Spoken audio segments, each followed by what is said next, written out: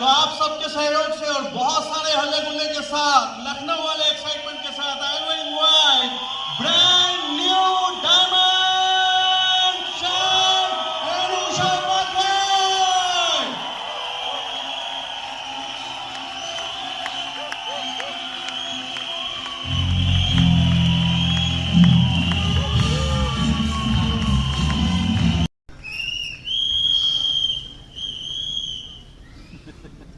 इतना जबरदस्त वेलकम करने के लिए एक बार तहे दिल से हम और उषा आप सबको धन्यवाद कहते हैं। Thank you so much.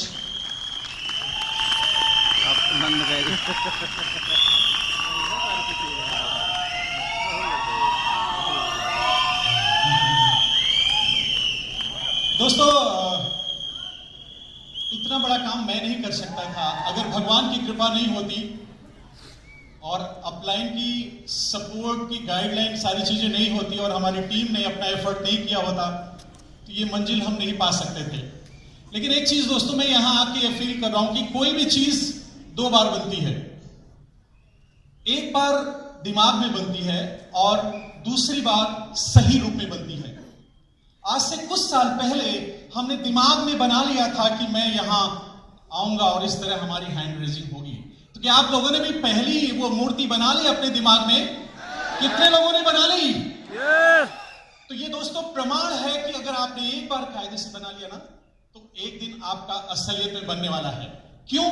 क्योंकि हमने ये अपने जिंदगी से आपको प्रमाण में दे रहा हूं कि ऐसा मेरे साथ हुआ तो आपके साथ भी होगा।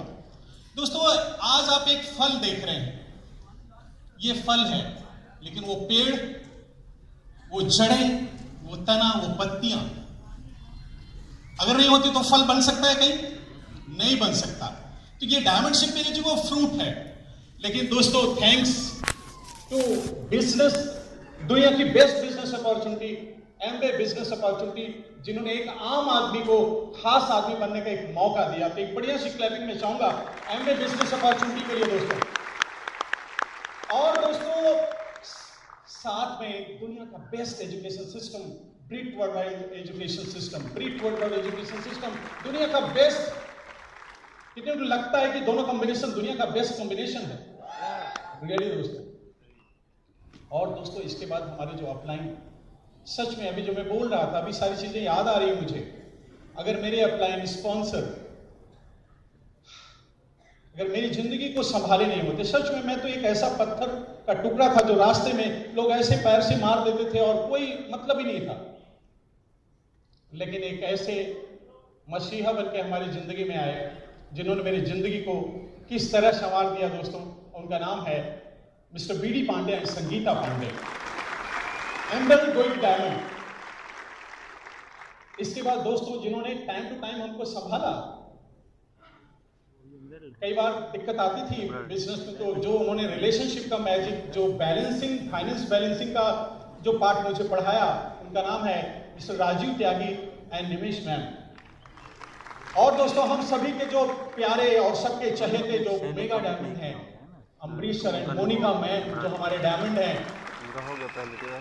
ये जो पेड़ फल में लगा दोस्तों, ये सारी चीजें जो थी और जो पत्तियों का काम हमारी टीम ने किया दोस्तों, अगर उन्होंने अपना रोल प्ले नहीं किया होता, जैसा मैं भी बोला, तो ये सब नहीं हो सकता था। और सोने पे सुहागा हो गया जब एक ऐसी मेंटरशिप मिली जो पूरी इंडिया की, अगर मैं देखूं तो फैन सभी लोग हैं उनकी मेंटरशिप पाने के लिए। हम प्रिविलेज फील करते हैं जब से वो मेंटरशिप में हम उनके आए। हमें लगा अब एक ऐसा पेड़ है जिसमें ये फल लगा है, इसे कभी भी कोई नुकसान नहीं हो सकता। और वो नाम है दोस्तों, पूरी दुनिया में मशहूर नाम है मिस्टर सुमित बहादुर एंड तानिया बहादुर। दोस्तों, मैं गांव का रहने वाला हूं और पिताजी मेरे किसान थे। क्या होता है, किसान के पास क्या इनकम होती है, लेकिन एक ही मेरे पास चारा था, पढ़ाई लिखाई करो, नौकरी पा जाओ तो जिंदगी बन जाएगी, वरना कुछ नहीं हो सकता। तो पढ़ाई में ध्यान लगाता था और 12 किलोमीटर पैदल जाता था। हाई स्कूल तक मुझे 12 किलोमीटर पैदल जाना और घर के छोटे बड़े काम खत्म करके जाना। लेकिन दोस्तों, हाई स्कूल में हमने टॉप किया। इंटर में मुझे साइकिल मिली थी, वहां भी मैंने, बहुत लोग मोटरसाइकिल और बड़ी अब कुछ लोग तो खैर उस टाइम में भी कार से भी आते थे, लेकिन वहां भी हमने टॉप किया। ये मैंने पाया कि अगर आपके अंदर कोई फायर है तो संसाधन तो मदद करते हैं, लेकिन अगर आपके अंदर कोई खास फायर है ना, तो कोई जरूरी नहीं, आप विषम परिस्थितियों में भी बड़ा काम कर सकते हैं। मानते कि नहीं मानते दोस्तों? फिर दोस्तों हमने निर्णय लिया, मैं एक्चुअली जब 6 में था तभी मैं सोचता था कि मेरे घर में पैसे की बड़ी समस्या है, तो मुझे कुछ करना चाहिए।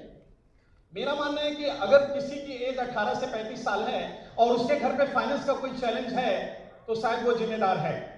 कितने लोग मानते हैं मेरी बात?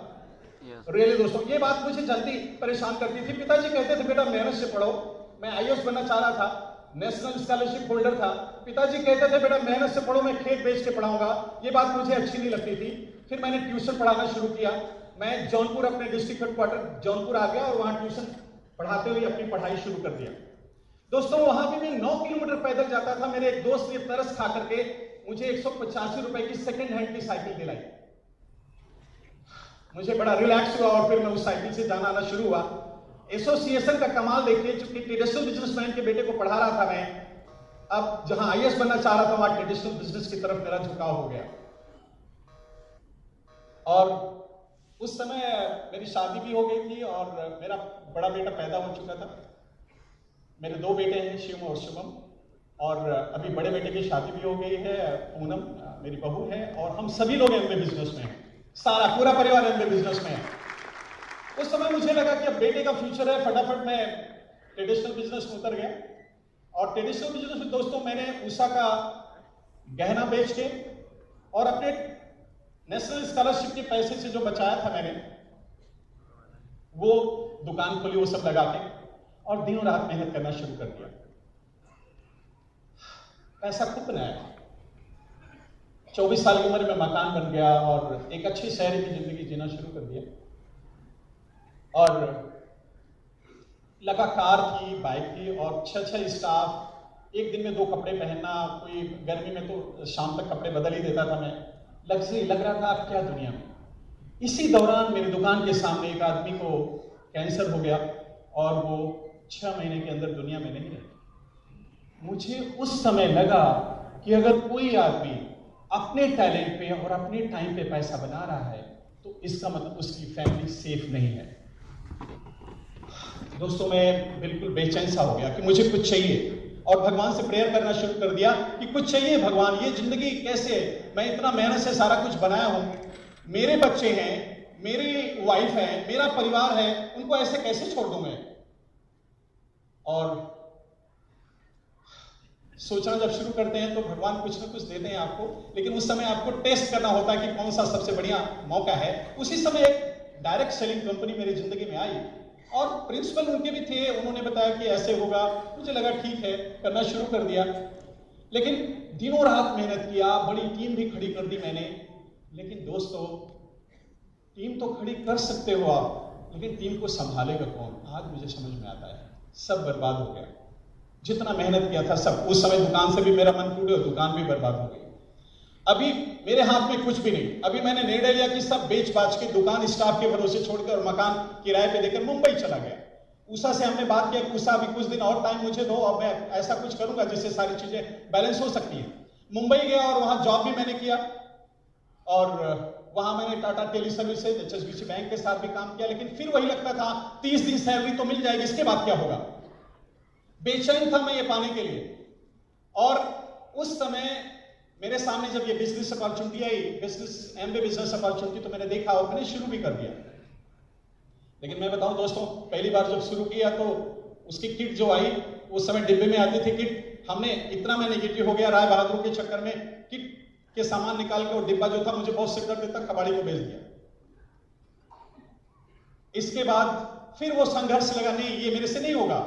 फिर मैंने सोचा नौकरी, अभी तो पैसे इधर उधर दुनिया में, वो लगता था ना कि सेट हो जाऊं जरा, ये समझ में नहीं आ रहा मेरे। इसके बाद फिर वो, लेकिन वो हमेशा लगता था कि सिक्योरिटी के लिए तो कुछ करना पड़ेगा। जब वहां भी कुछ नहीं हुआ तो मैं छोड़ के चला आया जौनपुर। फिर जौनपुर चला आया वहां भी कुछ करने, क्योंकि सिक्योरिटी का दिमाग में था। और एक दिन अपने मकान के दूसरे तले पे ऐसे मैं टहल रहा था और उस समय दोस्तों मेरी ये हाल थी कि कोई रिश्तेदार भी मेरे घर नहीं आते थे, कर्जे में हम बिल्कुल लदे थे और बैंक में हमारा मकान का पेपर था, गिरवी था सब कुछ। सेकेंड फ्लोर पे मैं ऐसे टहल रहा था और मुझे लग रहा था कि अभी क्या करूंगा मैं, अभी तो कुछ समझ में नहीं आ रहा है।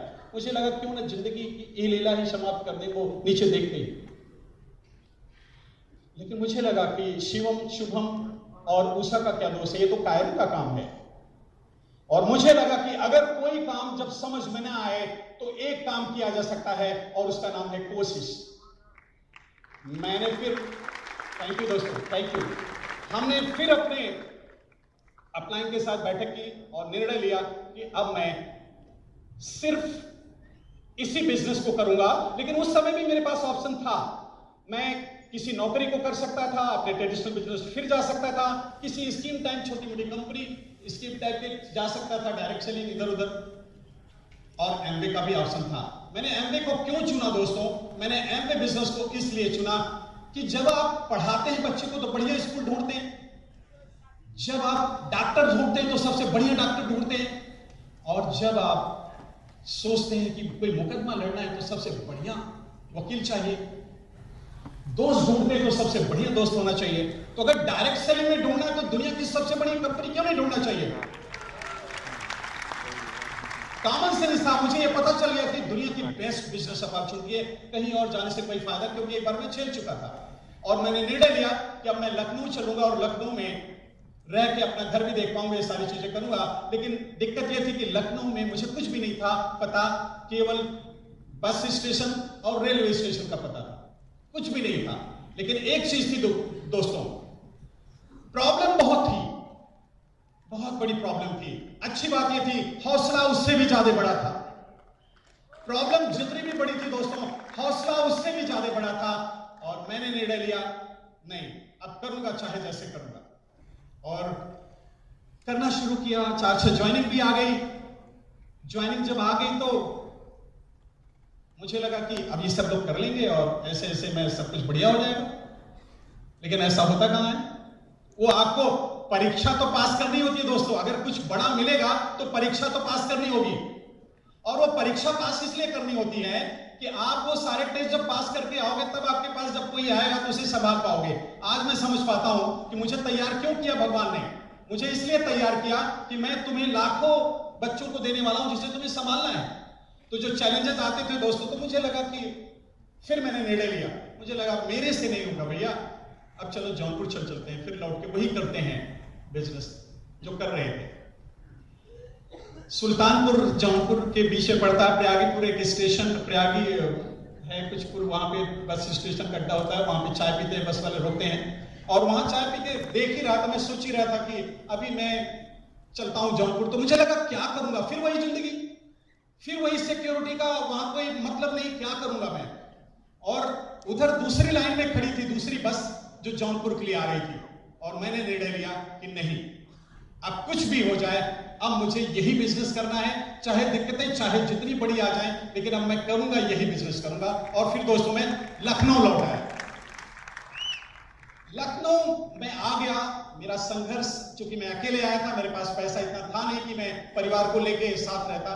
उस समय जौनपुर में उषा अपने 2 बच्चों के साथ स्ट्रगल कर रही थी। और नो डाउट दोस्तों, अगर उषा का साथ नहीं होता तो मैं शायद ये मंजिल यहां तक नहीं पा पाता। उषा ने अपने हिस्से का जो चैलेंज बर्दाश्त किया, अकेले जो सारी चीजें किया उन्होंने, वो मैं चाहूंगा कि आप उन्हीं से सुनना चाहते हैं आप? तो अब आप उषा को सुनिए और वो बताएंगे कि कैसे उन्होंने मेरा सपोर्ट किया और कैसे यहां तक मैं पहुंच पाया। तो एक बढ़िया सी क्लैपिंग उषा के लिए कर सकते हैं आप सब। नमस्कार आप सभी को।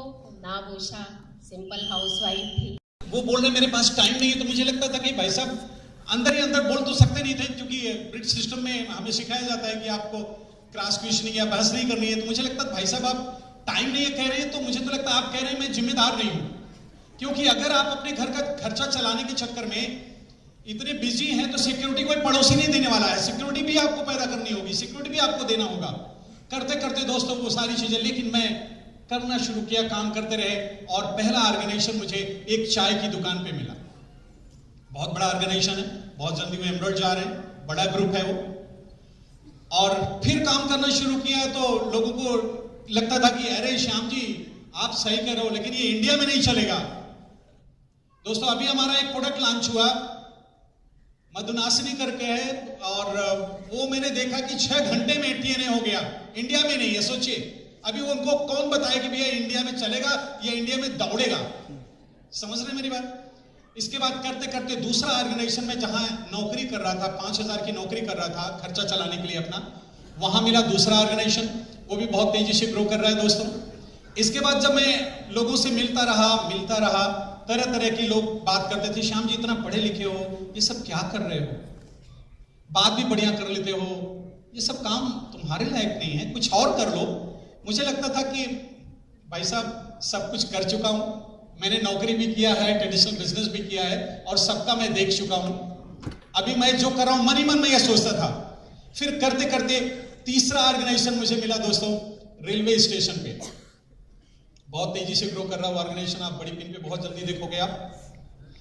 नेक्स्ट ऑर्गेनाइजेशन मुझे मिला, वो मुझे आए थे चाय की पत्ती बेचने के लिए, बोले चाय की पत्ती का बिजनेस करोगे आप? जब कोई परेशान रहता है तो तरह तरह के ऑफर भी आते हैं। तो मैंने कहा हाँ। जब वो चाय की पत्ती बेचने के लिए ऑफर किए थे तो मुझे मन में यही आया था कि ठीक है, देखता हूं कौन करता है। फिर वो चौथी ऑर्गेनाइजेशन मेरी बनी, राइट। और इसके बाद नेक्स्ट ऑर्गेनाइजेशन हमारा, मैं CA के पास गया और CA से बात ही कर रहा था मैं, और वहां एक आदमी बैठे हुए थे, उनसे बातचीत, जब मेरी CA से कन्वर्सेशन हो रहा था तो वो सुन रहे थे, और उन्होंने कहा कि मैं कुछ दिन करके छोड़ चुका था, कैसे आप इतना करते हो? CA बोल रहे हैं आपका इतना इनकम आता है। तो मैंने कहा ये बड़ा विषय है, आपको समझना पड़ेगा। फिर आए और उनके डेप्थ में अभी बहुत बढ़िया बिजनेस हो रहा है। नेक्स्ट ऑर्गेनाइजेशन हमारे सामने, हमारे घर पे ही आए, उन्होंने बीमा के लिए मुझे ऑफर किया कि मैं बीमा की डिटेल बताना शुरू किया। मैंने उनसे बीमा तो करा लिया, लेकिन फिर मैंने उनको अपना बिजनेस समझाया। ये 6 की 6 ऑर्गेनाइजेशन दोस्तों हमें इस तरह मिली। अब मैं आप लोगों से पूछना चाहता हूं, क्या ऐसा कोई आदमी है जो कभी स्टेशन पे नहीं जाता या कभी किसी से मिलता नहीं है, चाय की दुकान पे नहीं रहता? तो रहते तो हैं सब लोग ना, फिर लोग क्यों बोलते हैं कि मैं बिजी हूं? आखिर मैं ऐसा कुछ, इसमें कौन सा टाइम लगता है? दोस्तों एक जो राज है ना, मैं जब ब्रिट सिस्टम में था अपने आप को मैग्नेट बना चुका था। हमारे ब्रिट सिस्टम में, दुनिया में कई बार लोग सोचते हैं कि डायरेक्ट सेलिंग तो है, किसी से कुछ कर लेंगे। नहीं भैया, आप टीम तो खड़ी कर सकते हो, लेकिन टीम को संभालेगा कैसे कोई? आप टीम में, हमारे ब्रिट सिस्टम में सक्सेस प्रोफाइल है, SOP प्रोग्राम है, ओपन मीटिंग है, BBS है, इस तरह के प्रोग्राम होते हैं। धरती पे हमने कहीं नहीं देखा दोस्तों इस तरह का, पूरे धरती में कहीं भी नहीं है। लोगों को गलतफहमी होती, कुछ भी कर लेंगे। नहीं नहीं नहीं दोस्तों। फिर इसके बाद जब ऑर्गेनाइजेशन बन गया तो ये सारी चीजें मुझे एक तरफ से लग रहा था कि आखिर ये सब कैसे सब होता जा रहा। भगवान, लोग कहते हैं ऐसे नहीं होगा, ऐसे नहीं होगा। फिर मैंने जो देखा कि हमने कुछ बेसिक्स फॉलो किए थे, उस बेसिक्स का परिणाम था जो ये जर्नी हमारी पूरी हो पाई दोस्तों। बेसिक क्या था? बेसिक ये था कि मैं बिल्कुल सरल बना रहने की कोशिश करता हूं, बिल्कुल सरल। देखिए, MA बिजनेस करना, ज्वाइन करना सरल है, क्विट करना भी सरल है, तो फिर कठिन क्या है? सरल बनना सबसे ज्यादा कठिन है आज की तारीख में। कितने लोग एग्री करते हैं मेरी बात से? तो मैंने देखा दोस्तों कि सरल बनूंगा तभी ठीक रहेगा। और मैंने इसमें देखा कि वो सारे काम तो करने, आखिर सबको तो टाइम की प्रॉब्लम है, सबको पैसे चाहिए, सबको सिक्योरिटी चाहिए, सबको दुनिया की सैर चाहिए, लेकिन लोग परेशान तो हैं। और मुझे इसका पता है कि कैसे लोगों को मिल सकता है। अगर किसी को बिच्छू काटा है, मान लीजिए सबको ये प्रॉब्लम है, बिच्छू काटा है, और बिच्छू का मंत्र मुझे आता है, और फिर भी मैं अगर तान के सोया रहूंगा, लोगों को नहीं बताऊंगा, तो वो एक तरह से टाइप ऑफ सिन है। लेकिन जब बिच्छू का मंत्र किसी को बिच्छू जब काटे रहता है तो पैर जब आप उसे झाड़ते हो, मैंने देखा है, गांव का हूं, तो वो पैर झटकता है। वो बोलता नहीं नहीं नहीं, उसे क्या पता कि झाड़ने से उसे राहत होगी। तो जब हम प्लान दिखाते हैं ना, तो लोग कहते हैं नहीं नहीं नहीं नहीं, इससे नहीं कुछ होगा। चीजें इस तरह से होती सामने वाले को। दोस्तों मैं आपको बताऊं, मैं इतना निगेटिव था तो ऐसे कैसे हो गया? जब मैं इस बिजनेस के भीतर गया, मैं जब इस बिजनेस के भीतर गया तो मैं भी तर गया। आप समझ रहे हैं? मैं भी तर गया। मेरे हाथ लगी एक किताब जो 2009 के शुरुआत में लिखी गई। उस किताब का नाम है 21st सेंचुरी बिजनेस। उसको मैंने जब पढ़ा तो मुझे लगा कि इस बिजनेस का कोई विकल्प नहीं है। अगर हमें वो लाइफ में कंप्लीट पैकेज चाहिए, अगर हमें वो सारी चीजें चाहिए, तो सिर्फ यही एक माध्यम है आम आदमी के लिए। फिर वो सारे काम करना शुरू किया।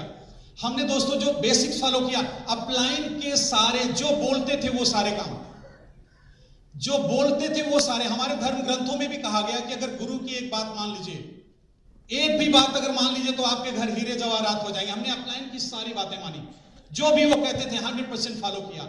और दोस्तों सुनता मैं सबकी हूं, लेकिन बिना अपलाइन से चेक किए किसी की बात नहीं मानता, ये हमने हमेशा फॉलो किया। दूसरा दोस्तों मुझे लगा ये तो नेक काम है, इस नेक काम में हम अगर मेहनत कर रहे हैं तो बुराई क्या है। अगर हमारे पास दुनिया में कितने लोगों को लगता है कि हेल्थ चैलेंज है इंडिया में, टॉप अगर हेल्थ की लिस्ट बनाई जाएगी, दुनिया में हेल्दी कंट्री है स्पेन और हमारी कंट्री आती है 120वें नंबर पे। अगर हम अपने न्यूट्रीलाइट के बदौलत लोगों को हेल्दी बना रहे थे, पुण्य का काम है कि नहीं दोस्तों। अच्छा, दुनिया में बेस्ट ऑप्शन है हेल्थ, अगर फूड सप्लीमेंट चाहिए तो न्यूट्रीलाइट का कोई विकल्प नहीं है, कितने लोगों को लगता है। और अगर हम ये करते हैं और हमारा देश हेल्दी होता है तो जीडीपी में 1.4% का इजाफा होता है, तो पुण्य का काम है। अगर हमारे सैनिक बॉर्डर पे काम कर रहे हैं तो हम इस तरह से काम करेंगे, क्या बुराई है। हमें अंदर ही अंदर लगता था मैं नेक काम कर रहा हूं, और जब नेक काम करते हैं दोस्तों तो भगवान आपके साथ होते हैं, और जब भगवान आपके साथ होते हैं तो आप उस काम में कभी हार ही नहीं सकते। ये अंदर ही अंदर मेरा विश्वास रहता था। लोग मना करते थे, लोग मुझे कुछ भी करते थे, उनकी चिंता मुझे इसलिए नहीं थी दोस्तों कि मुझे अपने घर की चिंता थी। मुझे पता था कि इनकी चिंता करने से क्या होगा। कोई भी आदमी मना करता है तो क्या कभी दिक्कत आएगी, तो कुछ पैसे 400, 500, 200 रुपए कोई देने वाला है? कोई नहीं दोस्तों। हमने देखा है अपनी जिंदगी में लोग रास्ते बदल देते हैं। तो जो लोग कुछ भी दे नहीं सकते तो फिर उनके लिए हम अपना क्यों इतना बड़ा बिजनेस अपॉर्चुनिटी उनके नाते कर दें। सोचिए आप। तो मैंने ये निर्णय लिया, नहीं ये करना है। मुझे अर्जेंसी थी दोस्तों डायमंड जाने की, मुझे अपने टीम के लिए डायमंड जाना था, क्योंकि टीम मेरी विश्वास करे कि अगर ये करके डायमंड जा सकते हैं सर तो हम भी डायमंड जा सकते हैं। हमने दिनों रात मेहनत करना शुरू किया। अर्जेंसी थी मुझे डायमंड जाने की, अर्जेंसी थी क्योंकि मैं अपने अपलाइन के दिमाग में एक अच्छी छाप छोड़ना चाहता था, अपने अपलाइन के लिए एक प्यारा डाउनलाइन बनना चाहता था। मुझे डायमंड जाने की अर्जेंसी इसलिए थी दोस्तों, मुझे डायमंड जाने की अर्जेंसी थी अपने बच्चों के लिए। मुझे था मेरे बच्चे क्या सोचेंगे कि पापा आप इतना तो ये सब है, आखिर आप डायमंड क्यों नहीं जा रहे हैं। फिर मुझे लगा दोस्तों कि डायमंड तो जाना ही जाना है, और मुझे डायमंड जाना था इस ब्यूटीफुल लेडी के लिए कि मेरा हस्बैंड अगर इतनी बढ़िया बिजनेस अपॉर्चुनिटी में है तो क्यों नहीं मैं डायमंड जा रहा हूं। और जब हम इस तरह के प्रोग्राम में आते थे तो रो पड़ते थे कि भगवान हमारा कब ये दिन आएगा।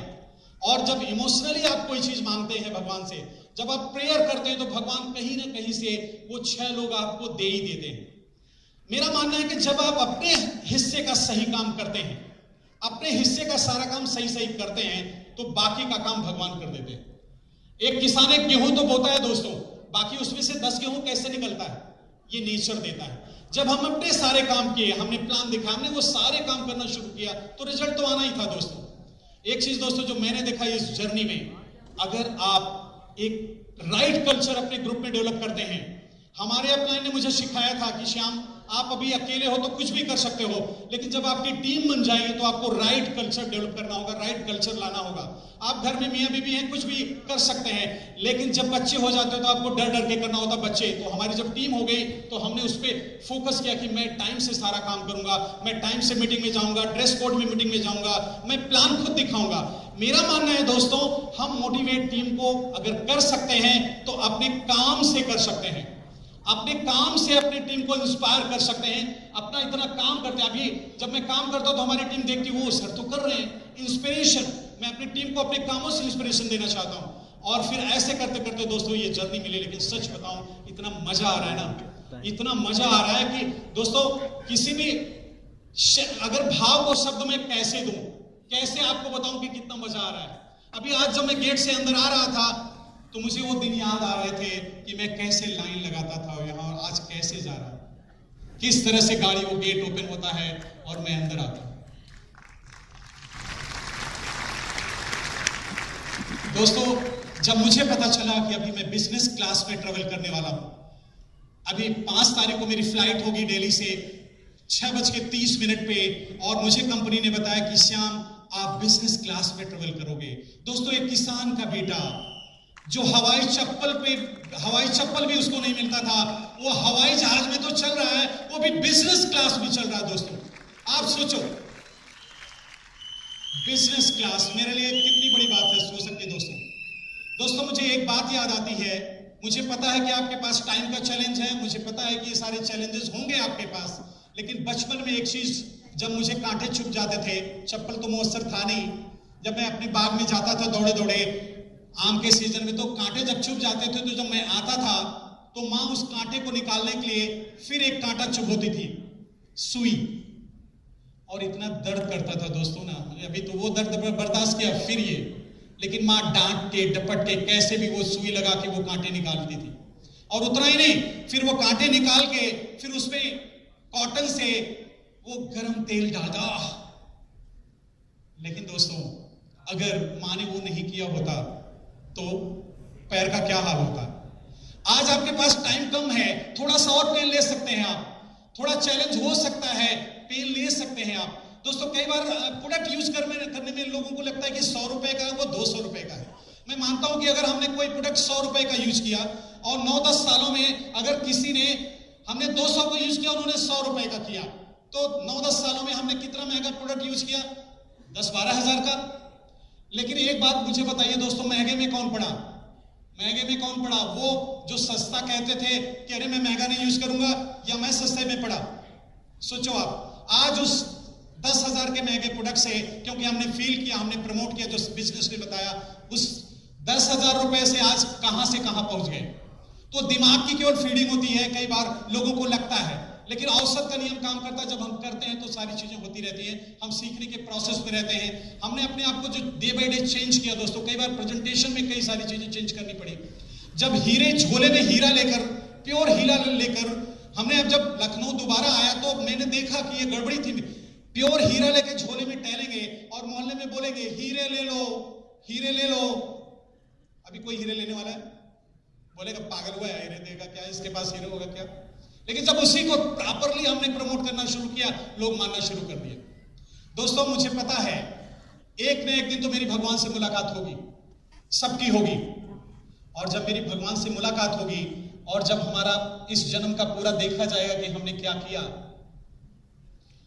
और जब 17 नवंबर 2019 आएगा, वो कर्मों की डायरी उलटते समय भगवान के सामने, तो मैंने बोला था ना 2 बार बनती है कोई चीज, तो मुझे अटूट विश्वास है कि भगवान का सिर मुस्कुराते हुए जरूर हिलेगा। बढ़िया काम किया था तुमने उस दिन, बहुत सारे बच्चों को अच्छी बात बताया था, बहुत सारे डायमंड उस दिन निकले। बता तुम्हें क्या चाहिए? तो हम और उषा, ये मैं विजुअलाइजेशन में रख रहा हूं दोस्तों, और ये होने वाला है, क्योंकि विजुअलाइज करते हैं तो होता है, हमारे धर्म ग्रंथों की ये आस्था है। तो मुझे पता है कि वो बोलेंगे कि तुम्हें क्या चाहिए, बढ़िया काम किया था तुमने, मैं तुम्हें फिर से भेजना चाहता हूं उस दुनिया में, तो कौन सा देश चाहिए तुम्हें? मैं बोलूंगा मुझे भारतवर्ष चाहिए।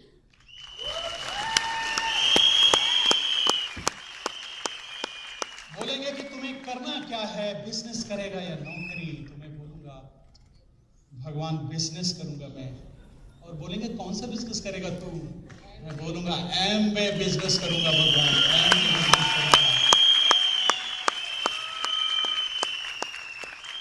बोले और कुछ मांगना चाहता है? मैं बोलूंगा भगवान मैं एमवे बिजनेस के साथ साथ मुझे ब्रिक सिस्टम भी चाहिए, और वही अपलाइन चाहिए जो पिछले जन्म में आपने दिया था, और वही डाउनलाइन चाहिए, और वैसे सारी लव लाइन्स हमारी चाहिए जिन्होंने इतना प्यार करके मुझे कहां से कहां पहुंचा दिया। दोस्तों लव यू ऑल। आप सब दोस्तों, ये मेरी कहानी थी, लेकिन मैं आपको विश्वास के साथ कह सकता हूं इसकी कई गुना बढ़िया कहानी आपकी बनने वाली है। तो क्या तैयार है आप? तैयार है आप? सपने देखिए दोस्तों, संकल्प करिए, संघर्ष करिए, सफलता तो आपका इंतजार कर रही है दोस्तों, सफलता आपका इंतजार कर रही है। अगर उषा और श्याम एक गांव से आकर के 220 किलोमीटर दूर एक अजनबी शहर में आके डायमंड जा सकते हैं, तो आप सब तो दोस्तों क्राउन जा सकते हो, founder crown ambassador. Love you all, love you all.